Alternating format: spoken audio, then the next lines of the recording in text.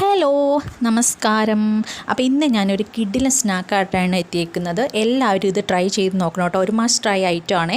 അപ്പോൾ നമുക്ക് റെസിപ്പിയിലോട്ട് പോകാം. ആദ്യം ഒരു കപ്പ് റവ, ആവശ്യത്തിന് ഉപ്പ് ചേർത്ത് ഒരു കപ്പ് തിളച്ച വെള്ളം ഒഴിച്ച് നന്നായിട്ട് കുഴച്ച് മാറ്റി വെക്കുക കേട്ടോ, ഒരു 10 മിനിറ്റ്. ഇനി നമുക്ക് അരപ്പ് തയ്യാറാക്കാം. അര കപ്പ് തേങ്ങയിലേക്ക് നമുക്ക് ചെറിയ ഉള്ളി 6 എണ്ണം, പിന്നെ ഒരു സ്പൂൺ ചെറിയ ജീരകവും ചേർത്തൊന്ന് ഒതുക്കിയെടുക്കാം. ഇത് നമ്മൾ നേരത്തെ തയ്യാറാക്കി വെച്ചേക്കുന്ന റവയുടെ മിക്സിലോട്ടൊന്ന് ചേർത്ത് കൊടുക്കാം കേട്ടോ. എന്നിട്ട് നന്നായിട്ട് കുഴച്ച് കൊടുക്കാം. കുഴച്ച് നല്ല ബോളാക്കി വെക്കുക കേട്ടോ. ഇതൊരു 10 മിനിറ്റ് മാറ്റി വെക്കുക.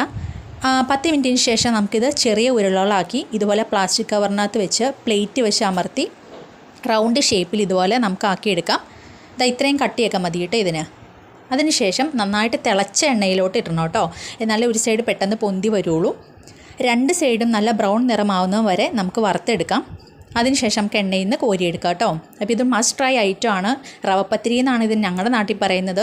നെയ്പ്പത്തൽ നിന്നും റവപ്പത്തൽ നിന്നൊക്കെ ഇതിൻ്റെ പേരുണ്ട്. എല്ലാവരും ട്രൈ ചെയ്ത് നോക്കണേ. വീഡിയോ ഇഷ്ടപ്പെട്ടാൽ ലൈക്ക് ചെയ്യാനും കോമൻറ്റ് ചെയ്യാനും സബ്സ്ക്രൈബ് ചെയ്യാനും മറക്കരുത്. അപ്പോൾ ഓക്കെ, ടാറ്റാ. എല്ലാവരും ട്രൈ ചെയ്ത് നോക്കണം കേട്ടോ.